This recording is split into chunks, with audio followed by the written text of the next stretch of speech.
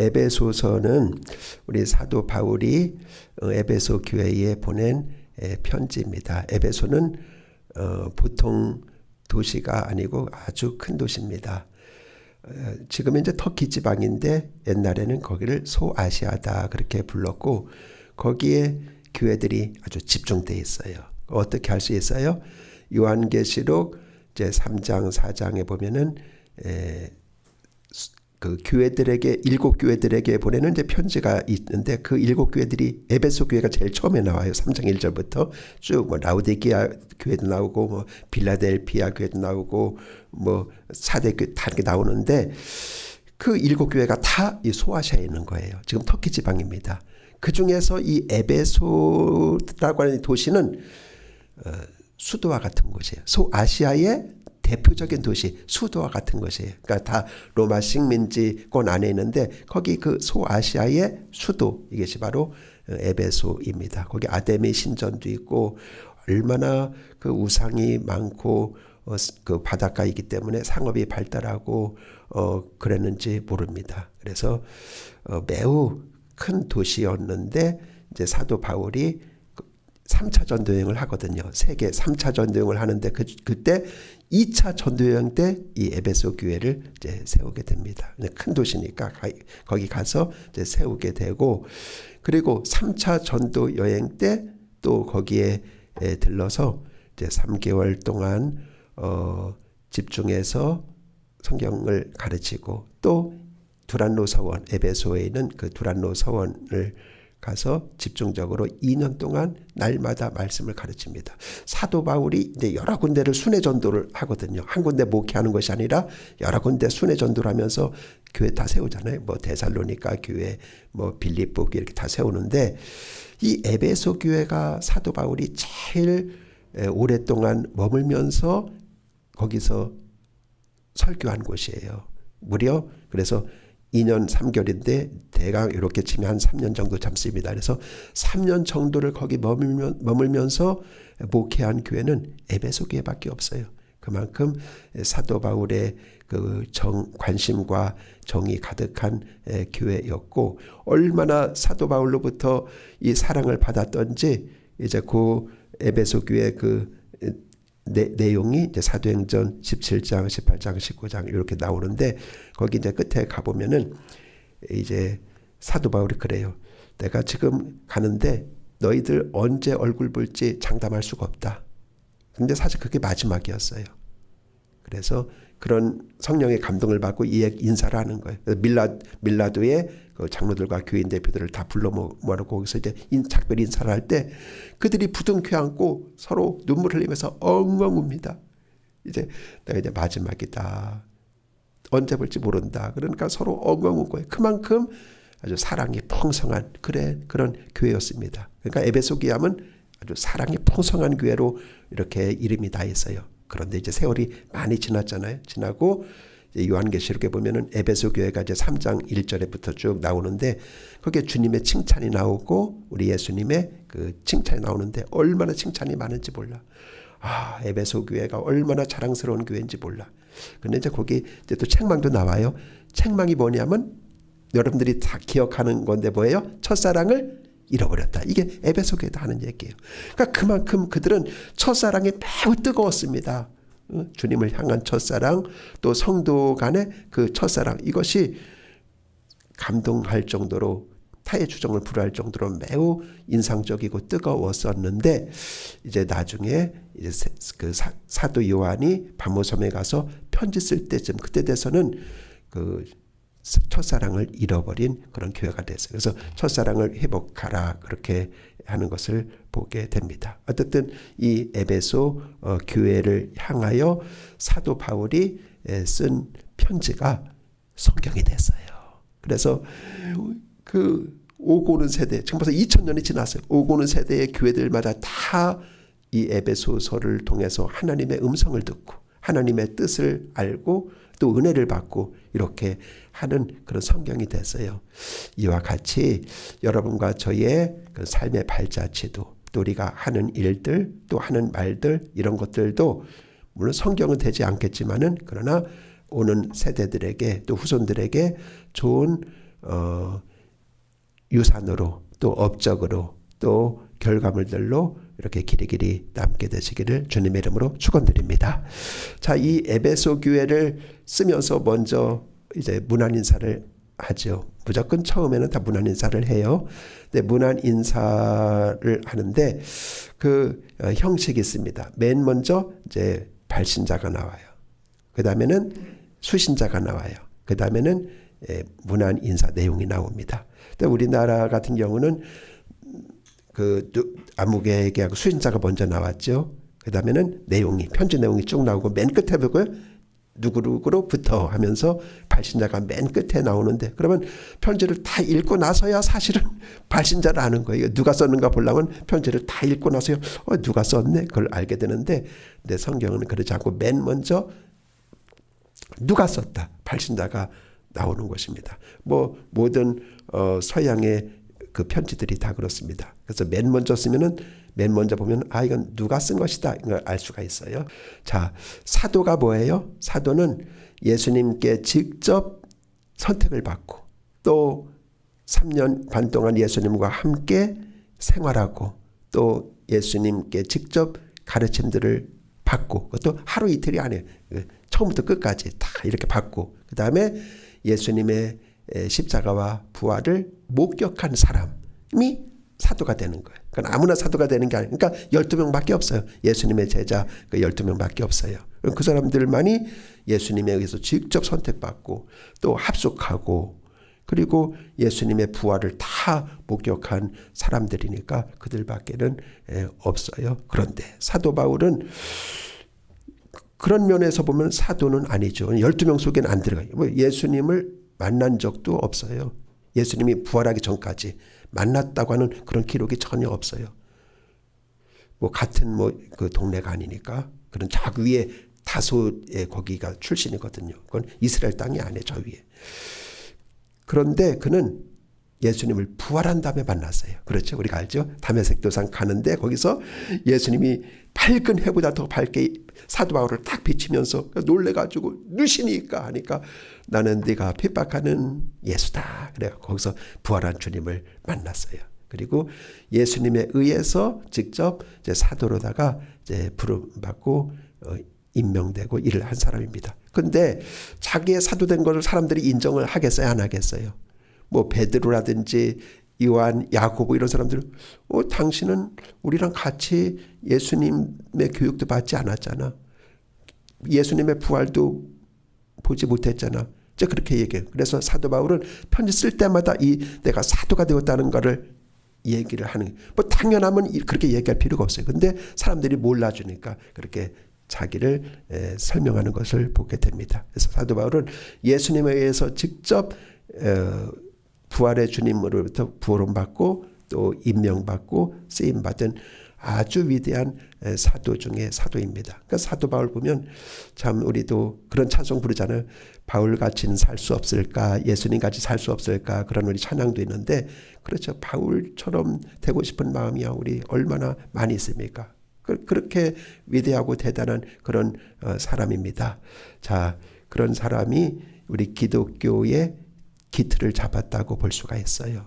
만약에 성경 가운데 사도 바울의 13개 서신이 없다면 어떻게 됐을 것 같아요. 근데 하나님은 바울이 쓴 그런 글들을 통해서 성경이 되게 하셔서 기독교의 기반을 다지고 틀을 닦고 그 다음에 로마까지 복음이 증거되고 또 300년이 지나서 기독교가 로마 국교가 되고 하는 일에 쓰임받은 것을 보게 됩니다. 사도 바울은 자기의 사도된 것이 내가 된 것이 아니라 하나님의 뜻으로 말미암아 이거를 붙여 강조하고 있습니다. 여기서 우리는 우리 자신에게 적용해 볼 수가 있습니다. 그렇습니다. 우리가 나 된 것도 전부 하나님의 뜻으로 말미암아 된 것입니다.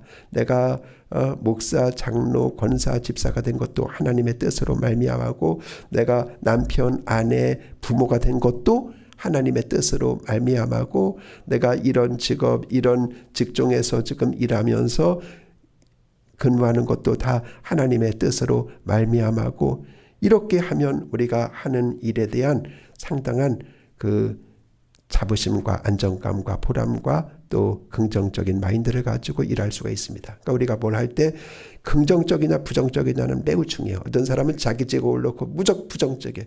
아유, 할 수 없으니까 이 일하지 하면서, 그러니까 여러분 같이 일하는 동업자들이 얼마나 피곤하겠습니까? 근데 자기의 직업에 대한 여러분 하나님께서 뜻으로 말미암아 세우셨다, 이런 자부심이 있으면 즐겁고 기쁘고 춤을 추면서 그 일을 감당하게 될 것입니다. 그래서 사도 바울은 늘 하나님의 뜻으로 말미암아, 이거를 오늘 본문을 시작하는 어두가 그것입니다. 하나님의 뜻으로 말미암아. 그래서 여러분과 저도 항상 무엇을 하든지 간에 여러분 우리 마음속에 이것부터 생각해야 됩니다. 하나님의 뜻으로 말미암아. 이렇게 생각할 때 우리는 하나님 앞에 영광을 돌리게 되고 많은 사람들에게 은혜를 끼치게 되고 또 우리 자신도 기쁘고 즐겁고 노래하면서 일하는 그런 생애가 될 줄로 믿습니다. 그 다음에 수신자를 보겠습니다. 에베소에 있는 성도들과 그리스도 예수님 안에 있는 신실한 자들에게. 자, 이제 에베소 교회지요. 교인이지요. 그렇죠. 수신자니까. 근데 여기 두 가지 표현을 쓰고 있어요. 성도들과 신실한 자들이라고 말하고 있습니다. 그러니까 에베소 교회를 가리켜서 성도들이다. 자, 성도들이라는 말은 이제 원어적인 의미는 그래요. 구별된 자들이다, 그런 뜻이에요. 우리는 하나님에 의해서 구별된 자들입니다. 그래서 하나님께서 우리를 특별히 따로 떼어서 우리를 구별해 가지고 너는 내 것이다, 너는 내 백성이다, 이렇게 구별했다는 사실을 우리가 알 때 우리는 하나님 앞에 또 감사할 수밖에 없습니다. 또 여기 신실한 자들이라는 말은 이제 믿는 자다, 그런 뜻이에요. 예수님을 믿는 자다, 예수님 안에서 신실한 자들에게 편지를 드리고 있는 것을 보게 됩니다. 그 다음을 보겠습니다. 이제 편지의 문안의 내용이죠. 하나님 우리 아버지와 주 예수 그리스도로부터 은혜와 평강이 너희에게 있을지어다. 예, 사도 바울이 가장 많이 축복하는 내용인데 은혜와 평강은 뗄래야 뗄 수가 없어요. 저 은혜는 당시 헬라 세계에서 가장 핵심 단어가 은혜였습니다. 그리고 평강은 히브리인들에게 핵심 단어가 평강이었습니다. 그러니까 여기 이제 헬라인도 있고 유대인, 히브리인들도 있고, 그러니까 그들에게 가장 중요한 핵심 단어를 하나씩 쓴 거죠. 그러니까 헬라인이 들어도 은혜가 있네. 유대인이 들어도 평강이 있네. 평강이 뭐예요? 샬롬이죠. 그래서 히브리인들은 지금까지도 만나면 샬롬 하고 인사를 하고, 또 헬라인들, 그리스인들이죠. 그들은 만나면은 은혜가 당신에게 하면서 이렇게 인사를 하는데, 사도 바울이 은혜와 평강이 너에게 있을지어다 하고 축복하는 것을 보게 됩니다. 여러분의 생애에 항상 하나님으로부터 은혜와 평강이 충만하시기를 주님의 이름으로 축원드립니다. 그래서 이것이 우리에게는 얼마나 필요하고 중요한 것인지 모릅니다. 그래서 은혜와 평강을 여기에서 축복하고 있습니다. 그 다음에 이제 편지의 내용을 이제 3절부터가 이제 시작이 되겠는데요. 1, 2절은 이제 인사말이고 3절부터가 자기가 쓰고 싶은 이제 본론이 되겠는데, 제일 처음에 하는 말이 뭡니까? 찬송하리로다 하나님, 그렇게 시작을 합니다. 그렇습니다. 그러니까 다른 서신에서는 찾아보기 어려운 말이에요. 이렇게 처음부터 찬송으로 시작하는 거는. 근데 그만큼 우리의 삶에서 찬송이 매우 중요하다는 사실을 알려주는 것입니다. 그래서 사도 바울은 맨 처음에 쓰는 말이 뭐라고요? 찬송하리로다 하면서 하나님을 찬양을 하고 있습니다. 자, 3절부터 6절까지는 하나님 아버지를 찬양하는 내용이고, 7절부터 12절까지는 예수님의 피로 구원해 주심에 대하여 찬양하는 내용이고, 그리고 13, 14절은 성령님의 인치심, 성령님에 대한 찬양이 되겠습니다. 즉 삼위일체를 찬양하고 있어요. 우리의 찬양도 그래야 됩니다. 우리도 하나님께서 어떻게 했어요? 우리를 먼저 선택하시고 우리를 계획하셨잖아요. 그걸 찬양하고, 또 예수님께서 그대로 오셔서 십자가와 부활로 우리의 구원을 이루셨습니다. 그걸 찬양하고, 그 다음에 거기까지만 하면은 우리는 구원을 못 받는데 성령님께서 오셔서 우리를 어떻게 했어요? 예수님 믿게 하고 또 여러분 축복을 받게 하고 이렇게 했기 때문에 또 예수님 믿은 것이니까 성령님의 업적과 사역을 놓고도 찬양을 하고 그래서 우리의 찬양은 이렇게 삼위일체 하나님에 대한 찬양을 해야만 하겠습니다. 그래서 아침에 맨 먼저 일어나자마자 우리의 입을 열어서 하나님을 찬양하면 얼마나 좋은지 몰라요. 새가 일찍 일어나서 짹짹거리는 것이 찬양 소리 같지 않습니까? 이것처럼 우리도 일어나자마자 입을 열어서 맨 먼저 하는 말이 하나님을 향하여 찬양하고 또 감사하고 기도하고 이런 말들을 우리가 해야만 되겠습니다. 그래서 찬송하리로다 하는 말을 오늘 시작을 하고 있는 것을 보게 됩니다. 자, 그래서 이 찬송하리로다는 말이 이제 3번 나오는 거예요. 성부에 대한 찬양이 이제 6절에 나오고 또 성자에 대한 찬양이 이제 12절 끝에 나오고 성령에 대한 찬양이 14절 끝에 나오고 해서 성부, 성자, 성령을 모두 미래적으로 영원히 찬양할 것을 말해주고 있습니다. 그래서 이 찬양한다는 것은 뭐냐면 모든 영광을 하나님께 돌린다는 그런 뜻입니다. 그래서 하나님이 사람을 창조한 것도 만물을 창조한 것도 또 우리가 하나님의 영광을 보게 하고 느끼게 하고 듣게 하고 참여하게 한 것도 모두 하나님을 찬양하게 하기 위해서인 것입니다. 그러니까 하나님은 모든 만물을 그렇게 지었습니다. 그런데 우리가 자신을 집착하고 자기의 과거에 매이게 되면은 어떻게 되면 끝없는 절망에 빠지게 됩니다. 그래서 우리는 여러분 성도의 생각은 항상 위를 향해야 됩니다. 하나님께 영광입니다. 그래서 천하 만물이 그 하나님께 영광을 돌리고 또 우리는 하나님의 영광과 찬양을 위해서 사는 것입니다. 그래서 자나 깨나 먹으나 마시나 누우나 일어나나 하여튼 무엇을 하든지 하나님께 영광이 되고 찬양이 되는 그런 말씀이 되겠습니다. 자, 오늘 4절에 보면은 이렇게 말씀합니다.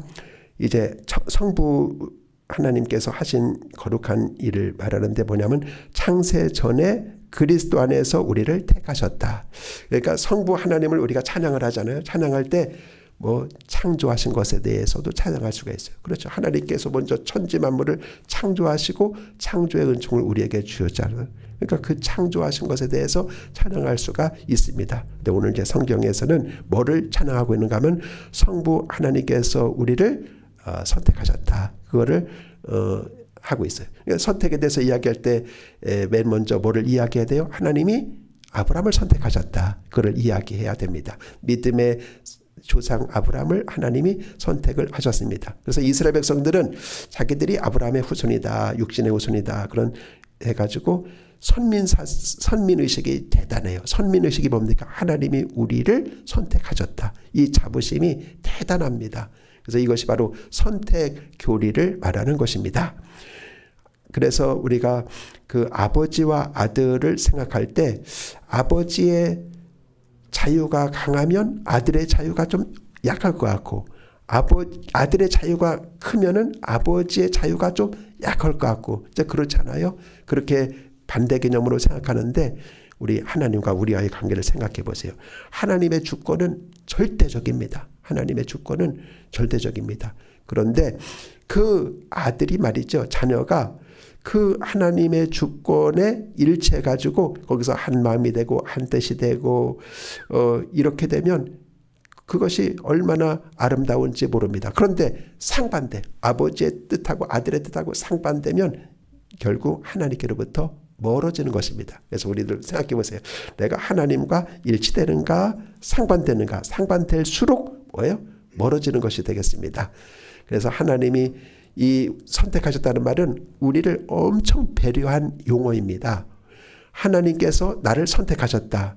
즉 내가 하나님을 선택한 거 아닙니다. 나를 예수님을 믿게 하셨습니다. 내가 예수님 믿은 것이 아니라 그분이 나를 선택하시고 그분이 나를 예수님 믿게 하셨습니다. 이걸 생각할 때마다 얼마나 신비로운지 모릅니다. 그래서 하나님이 선택하셨다는 말은 우리 큰 축복 가운데 하나입니다. 그래서 신령한 복을 주셨다고 말하고 있는데 하나님의 자녀로 선택을 하셨습니다. 이것은 은혜입니다. 얼마나 큰 은혜이고 얼마나 큰 복인지 모릅니다. 예수님 안에서 우리가 하나님을 아버지라고 부르게 된 것입니다. 요한복음 20장에 보면 부활하신 예수님께서 처음으로 이제 막달라 마리아에게 나타나셔서 뭐라 그래요? 내 아버지 곧 너희 아버지라는 표현을 쓰십니다. 즉 지금까지는 하나님은 예수님의 아버지만 되셨어요. 그런데 예수님께서 너희를 위해서 십자가에서 죽고 부활하시고 의를 충족하셨기 때문에 이제부터 뭐가 되는 거예요? 예수님은 너희의 아버지가 되는 거예요. 여러분, 하나님을 아무나 아버지라고 부를 수 있는 건 아닙니다. 굉장한 특권입니다. 그런데 아버지가 너는 내 아들이야. 그러면은 그렇죠 하면서 그때부터는 아버지. 그러니까 아버지가 먼저 너는 내 아들이야. 그러면 이제 마음껏 부르지만 아버지가 그렇게 안 하는데 당신은 내 아버지예요 라고 부를 수가 없는 것입니다. 이와 같이 하나님께서 너는 내 아들이야 그렇게 말을 했기 때문에 우리는 하나님을 향하여 이제는 아버지 그렇게 부를 수 있게 된 것이죠. 그래서 아들이 아버지를 선택하는 것이 아니라 아버지가 아들을 선택하는 것입니다.